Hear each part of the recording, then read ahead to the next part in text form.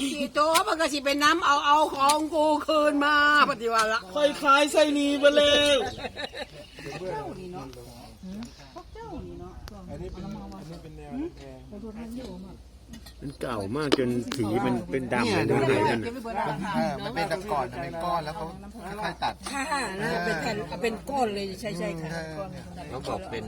หิน เป็นหินเป็นก้อนเลย โกนมีดโกน ไม่ใช่อะ ไม่ใช่ ไม่ใช่ เขาต้องทำอะไรทุกอย่าง ไม่ใช่ ไม่คิดว่าเอามาทำเป็นองค์พระมาก คือเนี่ยเป็นก้อนหินแล้วก็เขาตัด เป็นมา ตัดเป็นแผ่นๆเนี่ยเนี่ยเป็นแผ่นมันมีรอยตัดเนี่ยเหมือนรอยตัด เพราะว่าเป็นโค้งสวยมากเลย เป็นรอยตัดเหมือนแบบใบเจียใบตัดแบบสมัยนี้แล้วค่อยๆตัดไป เสียงมาฟังว่าสิดูกันนะอาจารย์มาสิดูเธอบอกแบบก็นั่งไปฟังนี่เหรอ เอามาแต่แรกๆคนน่ะ ตัวเดียวกัน สร้างแล้วน่าจะฟังกันฟังด้วย โอ้ฟังบ่จะกี่ปีได้ขนาดนี้วะนี่ แม่ข่อยเลือกคนเดียวแต่ต้องเข้ามาฟังไว้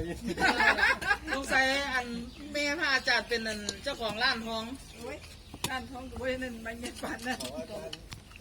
บอกไม่ต้องฝังมันรวยแล้ว วันนั้นคุณอยู่ตรงนั้นนะ